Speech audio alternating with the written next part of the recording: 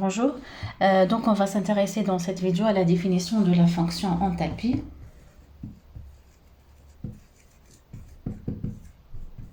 Donc on doit définir physiquement c'est quoi l'enthalpie et on va la calculer donc ultérieurement. Alors, les réactions chimiques d'une façon générale se font à la pression atmosphérique. Donc, ils se font à P égale à constante égale à la pression atmosphérique. Ça d'une part.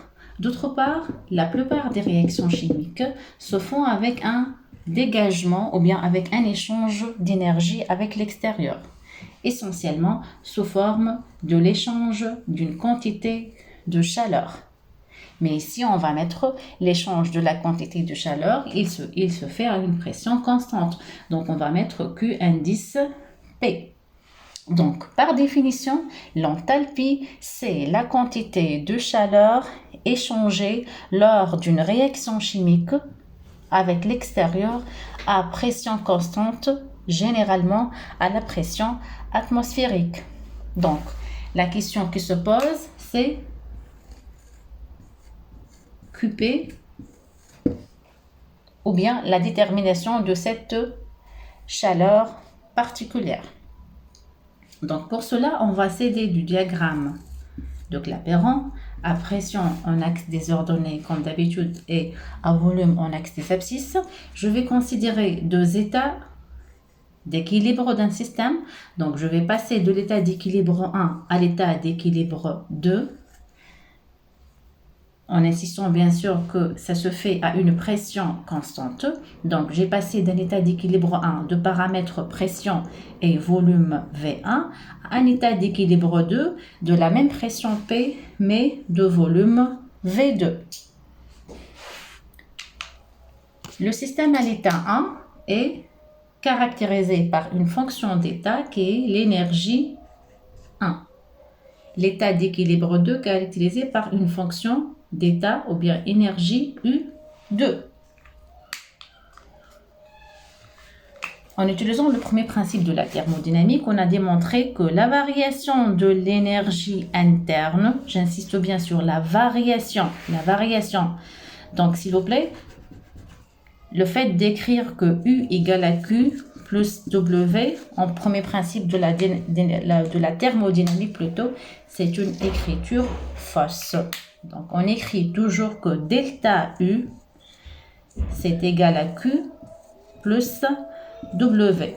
C'est-à-dire que la variation de l'énergie interne du système, elle peut se faire selon deux modes, ou bien en mode thermique, par une réception d'une quantité de chaleur ou bien un dégagement d'une quantité de chaleur, ou bien plutôt, elle peut se faire sous forme d'un travail, c'est-à-dire d'une énergie mécanique. Ça, c'est une parenthèse. Donc, je reviens à la définition de notre enthalpie. Donc, delta U, cette énergie, la variation de l'énergie interne de mon système, peut se faire, j'ai dit, en mode thermique sous forme de l'échange d'une quantité de chaleur ou bien, c'est-à-dire plus, en mode mécanique par l'échange d'un travail. Donc ici, je vais mettre le Q indice P pour insister sur le fait que la réaction se fait à pression constante. Donc, on va dégager notre QP, c'est le paramètre qu'on est en train de déterminer.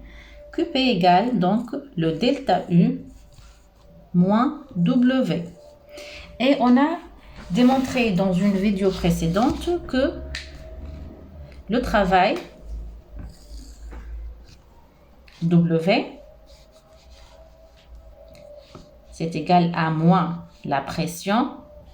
Bien sûr, le travail a une pression constante dans une transformation isobare égale à moins P fois V2 moins V1. Ça, concernant le travail échangé. Et donc, je vais écrire donc comment QP, c'est égal à delta U moins le travail. Ici, delta U égale à combien? Delta U, donc c'est une énergie U2 moins une énergie U1. Donc c'est égal à U2 moins U1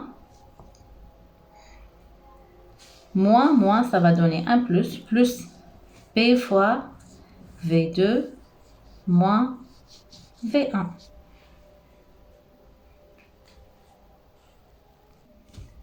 Donc, on a dit que notre chaleur échangée avec l'extérieur Q indice P égale à U2 moins U1 plus P fois volume 2 moins volume 1.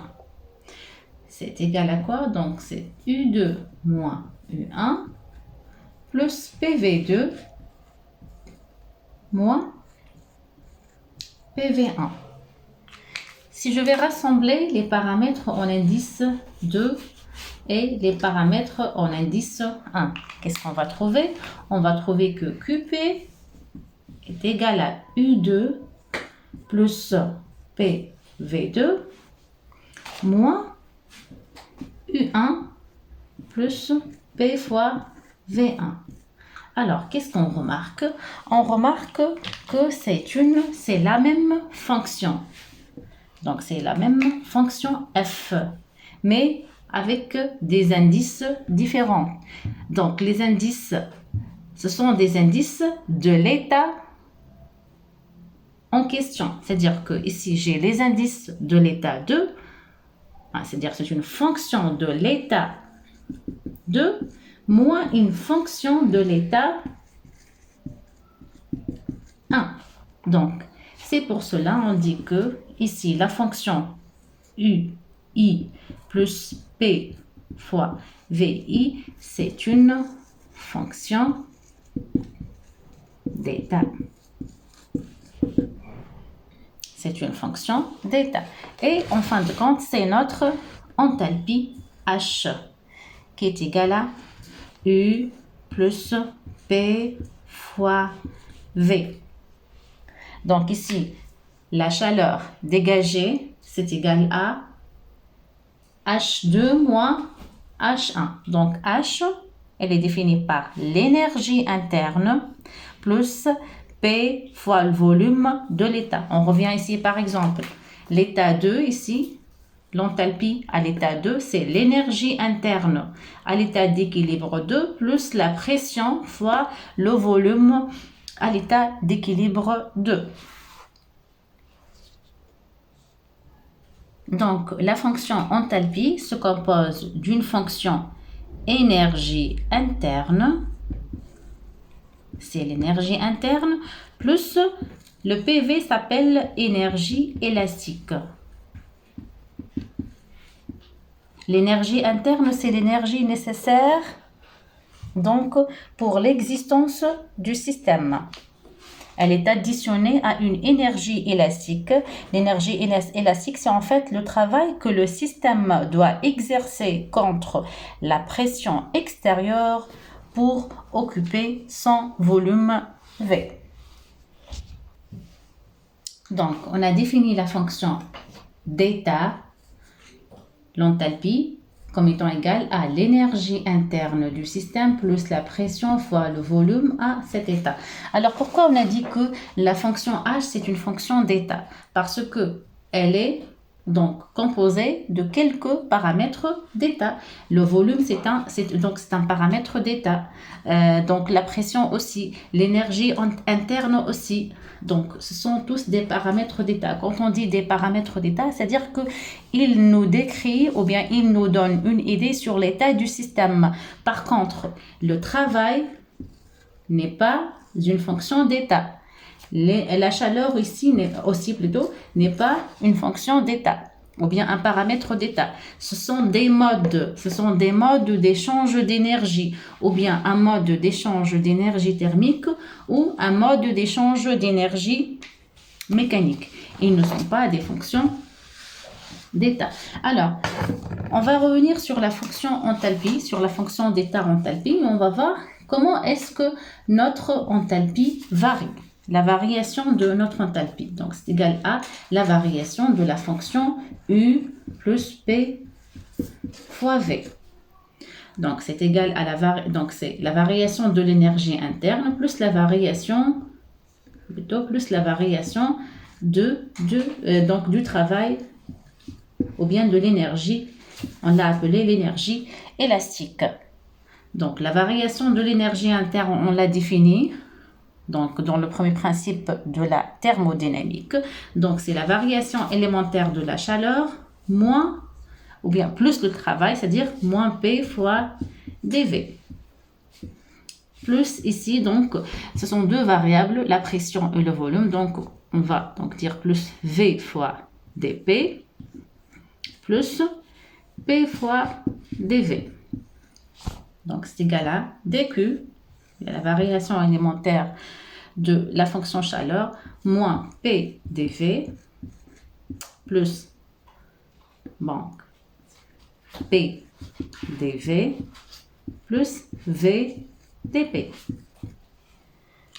Donc, on a ici, je peux éliminer le PDV. Donc, en fin de compte, je vais trouver que la variation de ma fonction enthalpie, c'est la variation d'une quantité de chaleur, variation élémentaire, plus V dP.